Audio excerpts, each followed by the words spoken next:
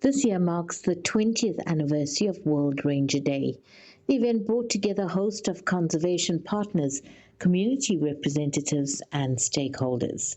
Rangers and honorary rangers were represented from across all parks throughout the Western Cape. As always, the day is dedicated to rangers who put their lives on the line. They say it's not easy, but they do it because they're passionate about conservation. Being a field ranger, you need to have integrity. And I recall there was one instance where I actually had to issue a fine to my own uncle.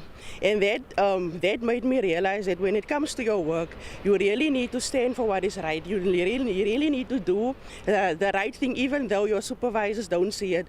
In the past, we were more like a fortress conservation entity, but now with our Vision 2040 we are moving towards getting more, becoming a more community-based conservation entity where we allow and make the communities and the people that previously were living in these protected areas to be part of this protected areas and also can get can utilize the natural resources that we are protecting. With security changing within conservation, so is the technology being used. We got to use technology to our advantage, and we got to use partnerships. So whether it's with the police, whether it is with DFFE, like we've heard over here, Cape Nature, we work with them to ensure that we bolster our own resources.